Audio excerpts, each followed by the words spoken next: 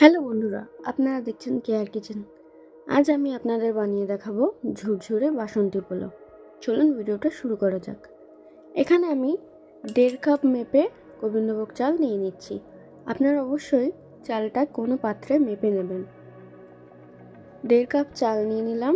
এরপর চালটা ভালোভাবে ধুয়ে নেব।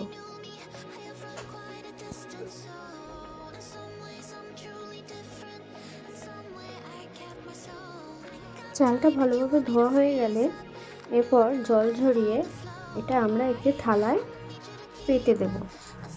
ঠিক এইভাবে ছড়িয়ে দেব। এতে যে এক্সেস জলটা রয়েছে ওটা একটু টেনে আসবে।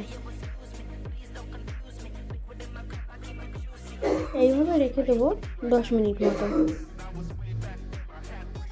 10 মিনিট বাদে যখন জলটা একটু টেনে আসলো এরপর দিয়ে নেব পরিমাণ মতো লবণ, 1 চামচ হলুদের গুঁড়ো, সামান্য পরিমাণে আদা বাটা এবং 2 চামচ ঘি।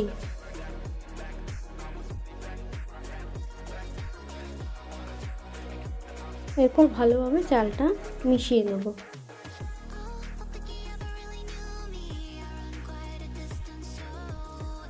এখানে আমার হলুদটা একটু কম মনে হয়েছে, তাই আমি আরও 1 চামচ হলুদ ব্যবহার করেছি।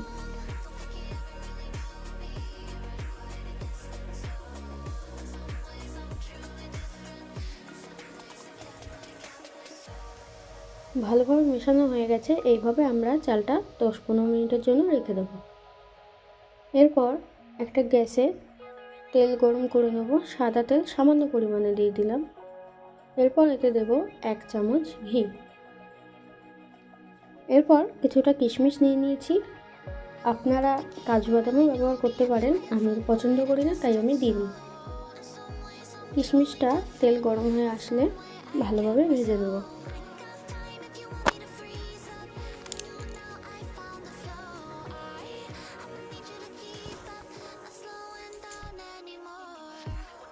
কিশমিশটা ভাজা ভাজা হয়ে এসছে, এখন কিশমিশটা তুলে নিচ্ছি।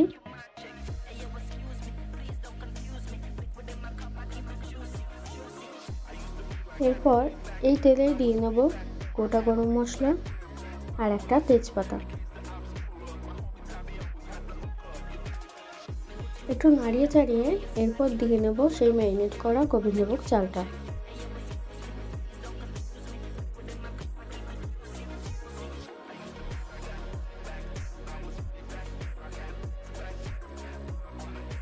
চালটা আমরা 5 মিনিট মতো লো টু মিডিয়াম ফ্লেমে ভেজে নেব ভালোভাবে।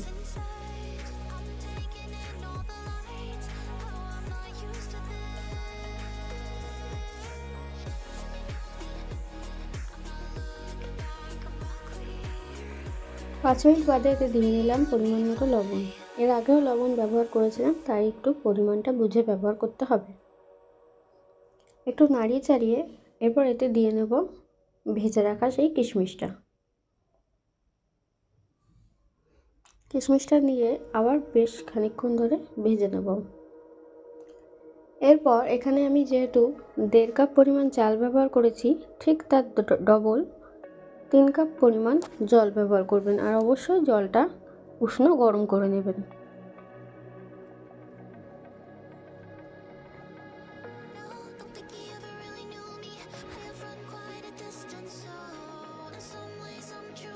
জলটা দিয়ে একটু নাড়িয়ে 5 মিনিটের জন্য ঢাকা চাপা দিয়ে রেখে দেব। 5 মিনিট বাদে এই পর্যায়ে আসলে দিয়ে নিলাম পরিমাণ মতো চিনি। যে যেমন মিষ্টি খান সেই বুঝে চিনিটা দেবেন। চিনিটা দিয়ে আবার ঢাকা দিয়ে রাখবো।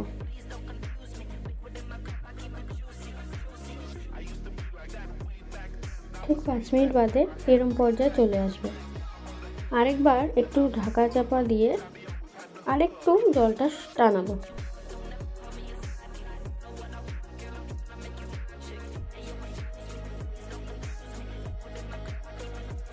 ঠিক এই পর্যায়ে এতে দিয়ে নেব 1 চামচ ঘি